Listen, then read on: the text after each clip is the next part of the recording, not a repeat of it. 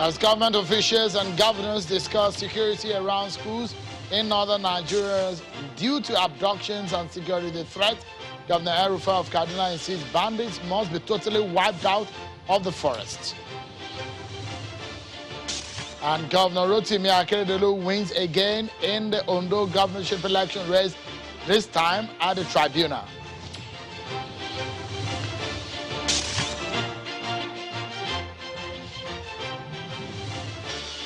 Hello, everyone, and welcome to Politics Today, live on Channels Television. I'm Sean Kimaloya, Channels Television's global headquarters in Lagos, Nigeria. Let's begin by telling you that Governor Rotimi Akeredolu of Ondo State has emerged victorious. This time is winning at the Election Petition Tribunal. The three-man panel in the Election Petition Tribunal struck out the petition filed by the PDP's candidate, Eyitayo Jegede, in the Ondo 2020 governorship election for lack of jurisdiction. Jegede is seeking the tribunal to nullify the victory of the APC candidate in the election, Governor Rotimi Akeredolu.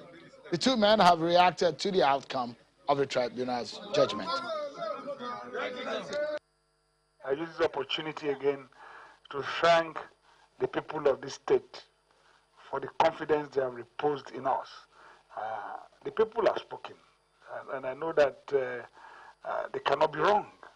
The result is there for all of us to see.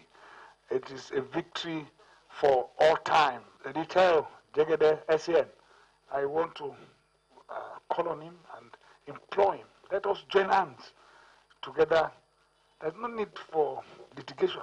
I don't see anything in it. But let him come over. Let us all join hands together to build this state together. Comments have been passed, but at this stage I do not really want to pass any comments or make any comments until we have had the opportunity to study in details the decisions of their lordships. In their wisdom, they found merit in some of the POs raised by the respondents. They agreed it's a constitutional issue, and then for us, our hands are on the plow, and there's no looking back. Well, tonight, our attention is on the situation in northern Nigeria, dire situation in that region of the country, as regarding over 600 schools that are being shut. But before we get into that conversation with the minister on the program tonight, let's check out some of your political roundup stories.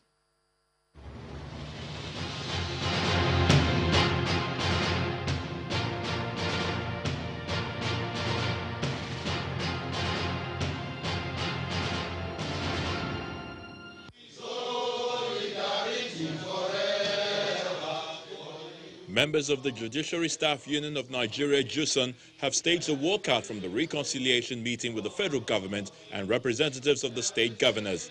The striking judiciary workers staged their walkout after waiting for over an hour at the conference room of the Minister of Labour and Employment, where the failed meeting was to be held.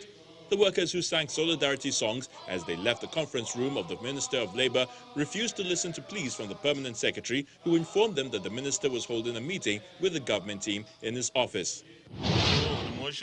The Senate is asking its Committee on Ethics, Privileges and Public Petitions to investigate the alleged assault on a security guard by the chairman of the Code of Conduct Tribunal, Mr. Danladi Umar.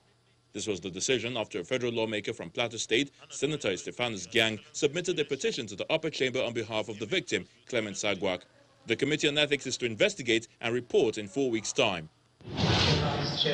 Rivers State Governor Nyesom Wike has warned of a dire consequence for any local government chairman who fails to meet the standard of governance set by the People's Democratic Party in the state.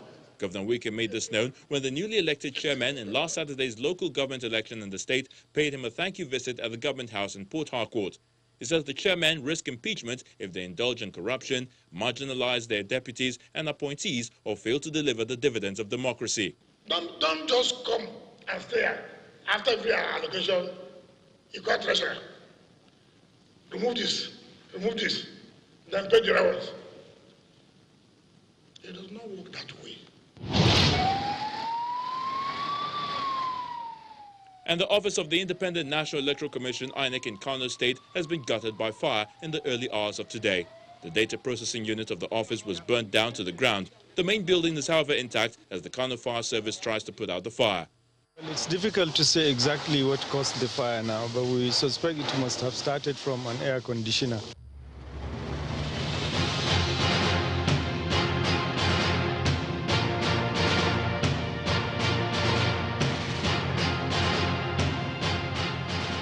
Well then, let's get to it, everyone. The situation in northern Nigeria is dire.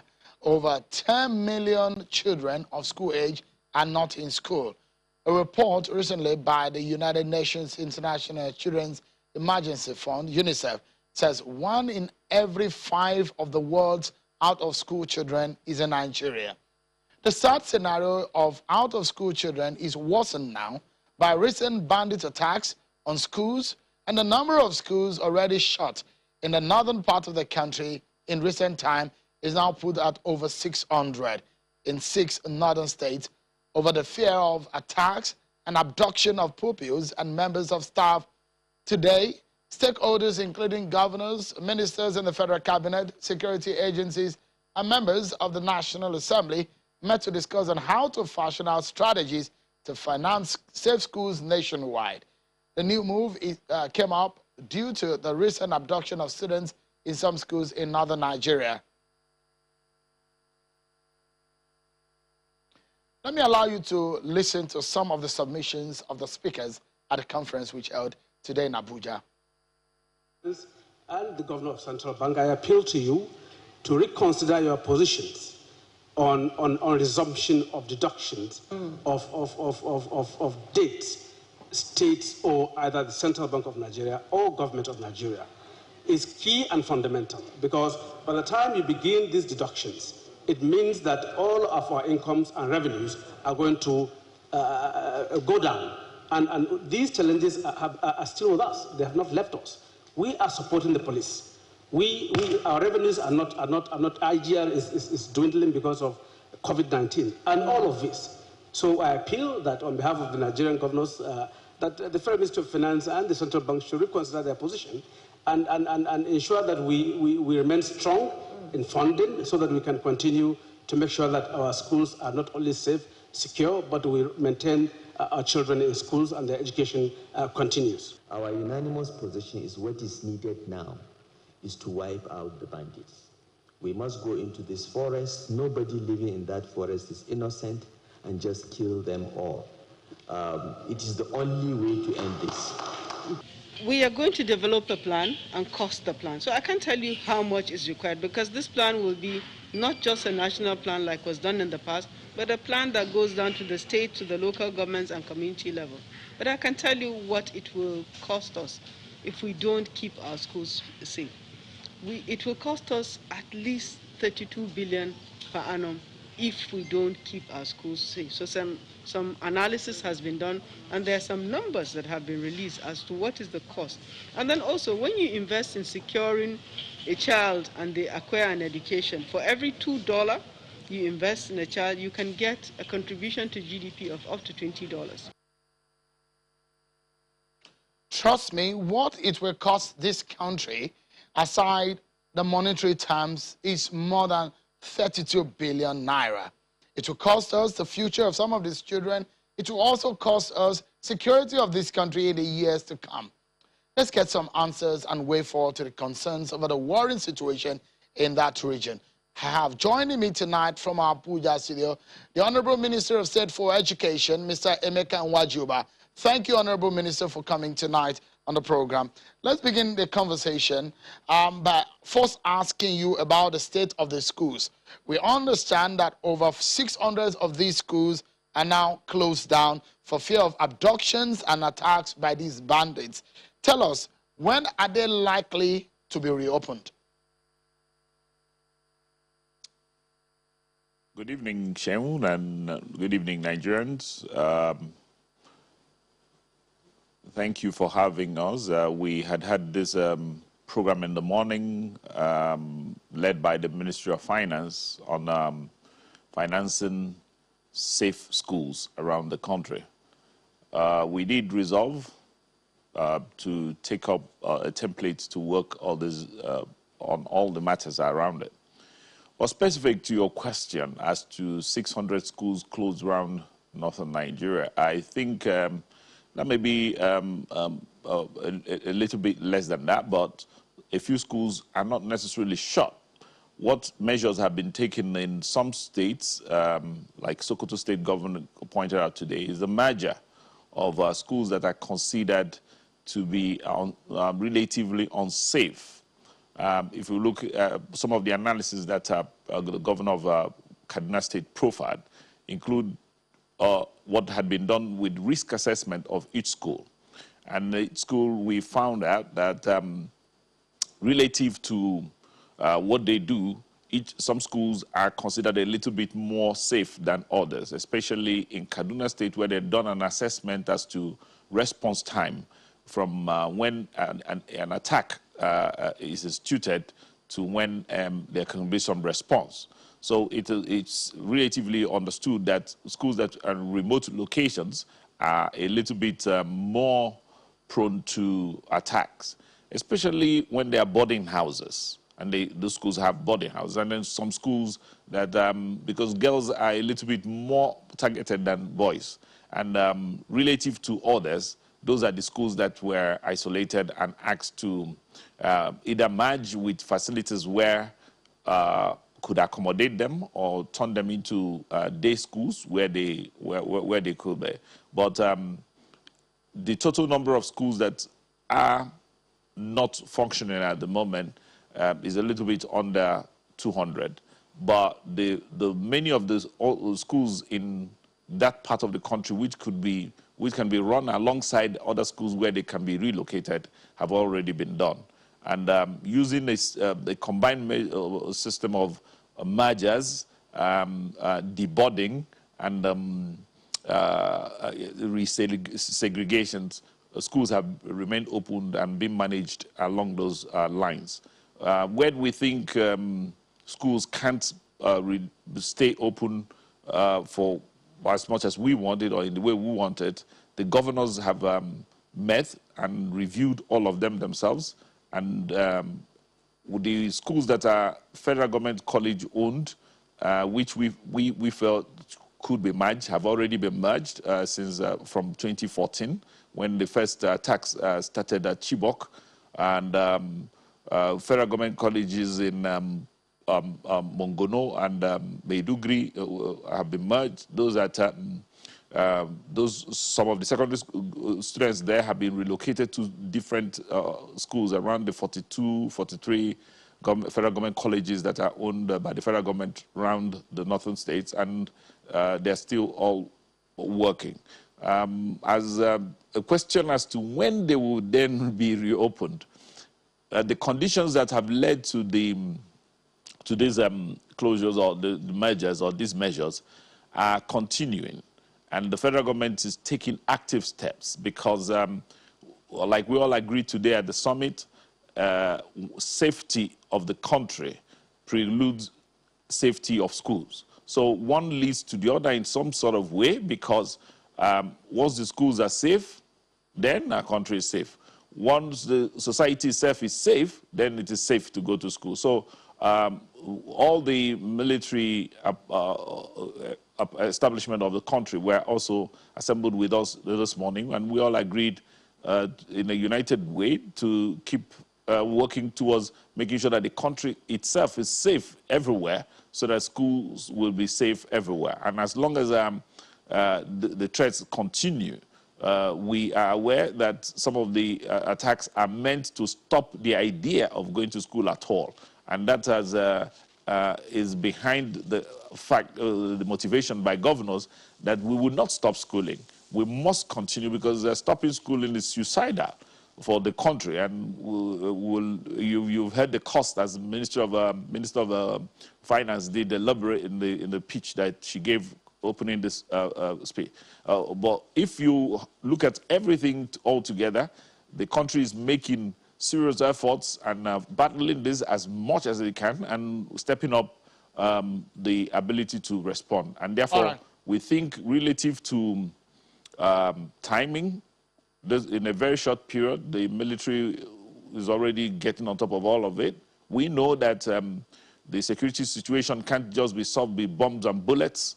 We appreciate that everybody who is involved in the psycho and sociological uplifting of others to make sure that the country is safe in every way, from food security to fiscal security to our running our institutions ourselves together.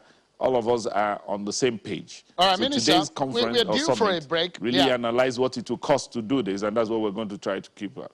All right, we're due for a commercial break, but when we come back, we look at what made this, the Safe School Initiative launched in 2014 fail, and what efforts are being put in place that the lives and the future of some of these kids are jeopardized, and yet not plunging the nation into further security threats. The Honorable Minister for State for Education, Emeka Nwajuba, is still with us. Don't go anywhere, everyone. We'll be right back.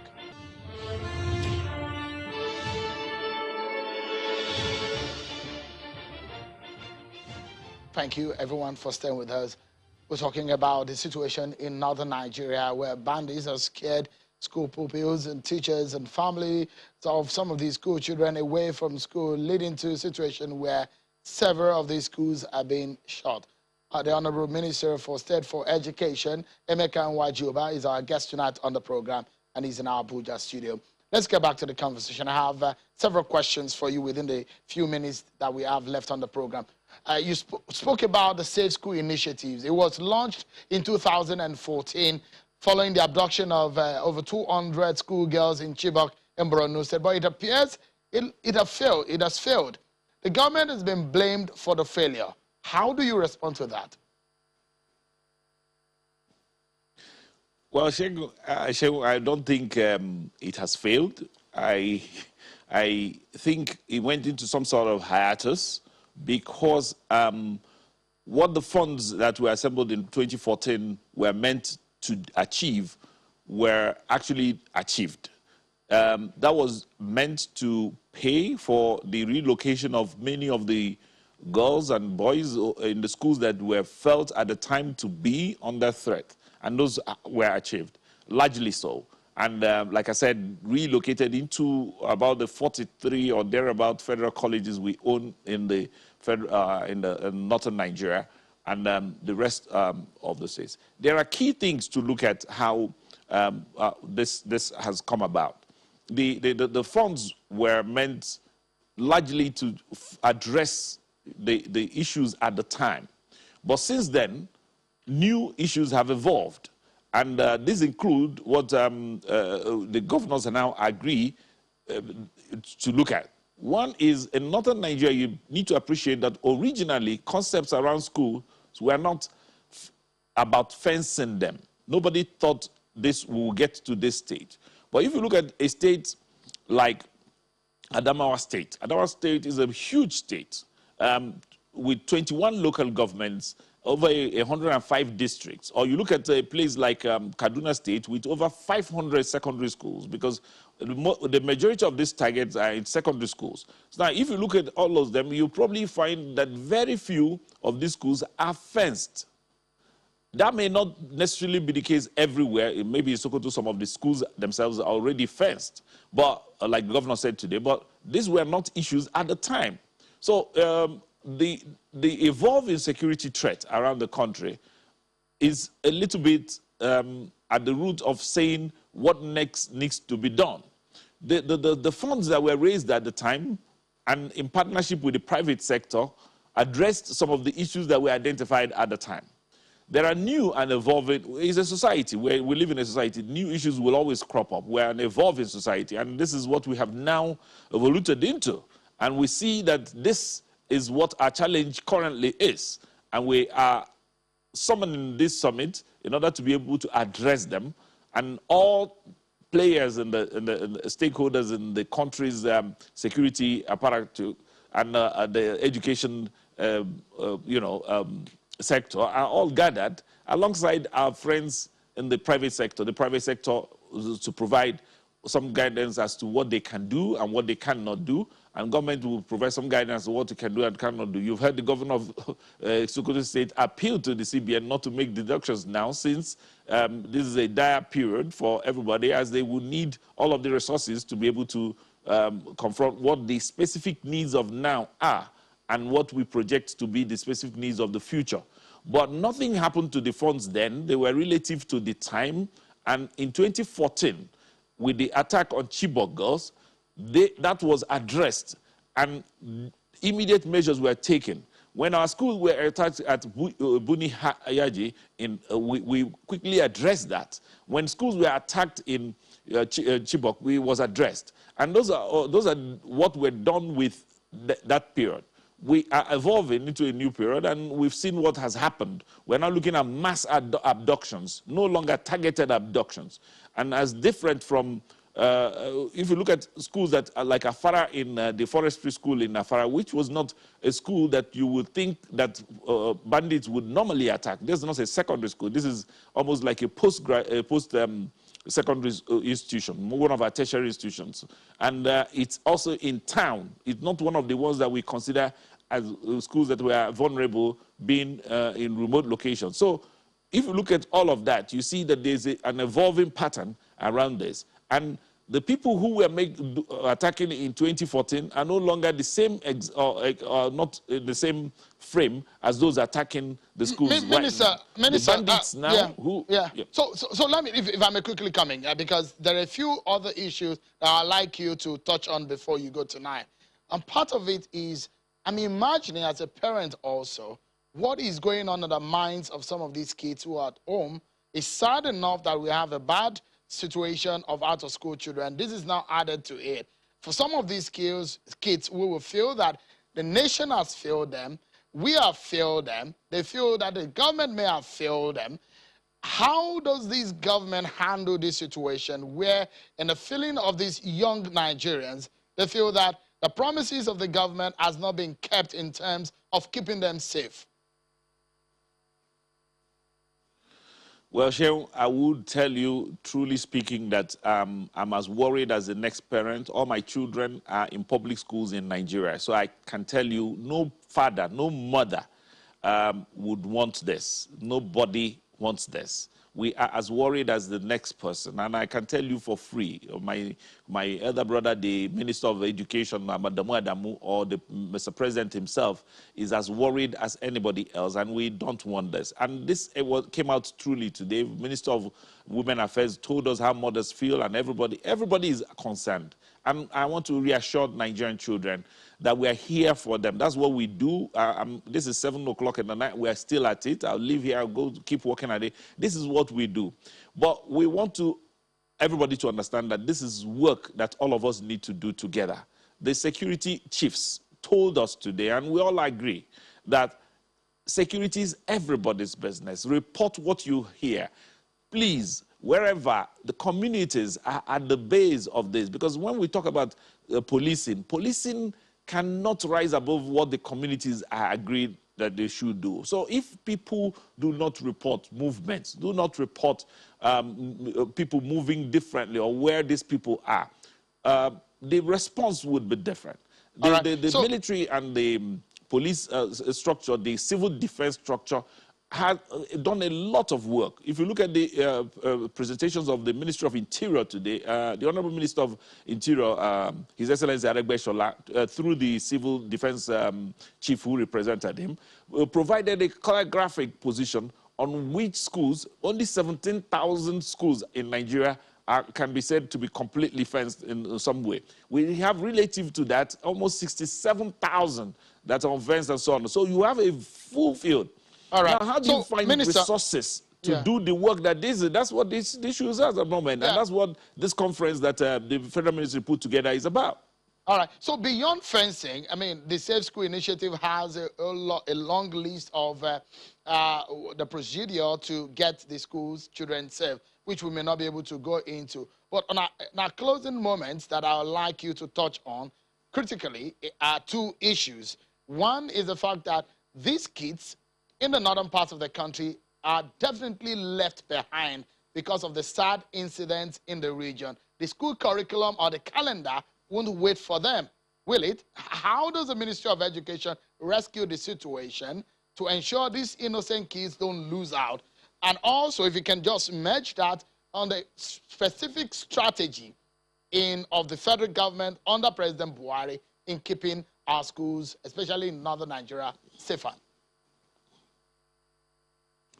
Thank you, Chair. We are working with state governors, like you heard during our COVID presentations, that what we want to do is deploy technology.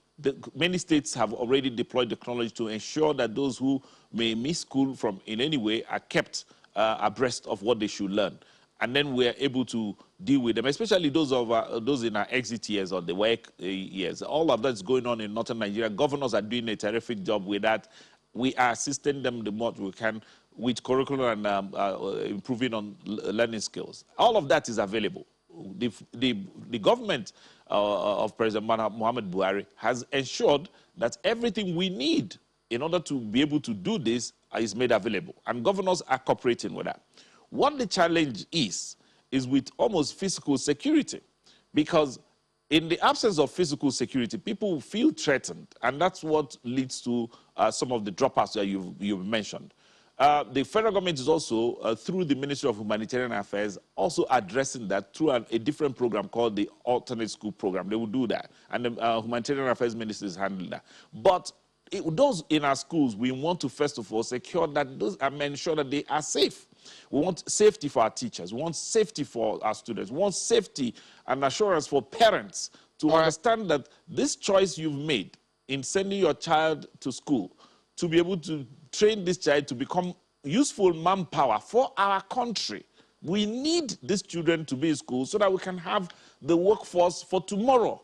And that's what this is about. It's an economic challenge. All right. Unfortunately, we're out of time.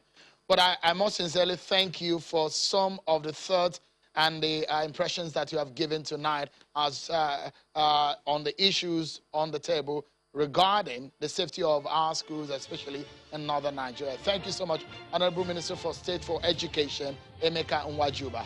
Thank you indeed. Thank you very much. That's our show for tonight, everyone. Many thanks for watching. I'm Seun Okinbaloye. Bye for now.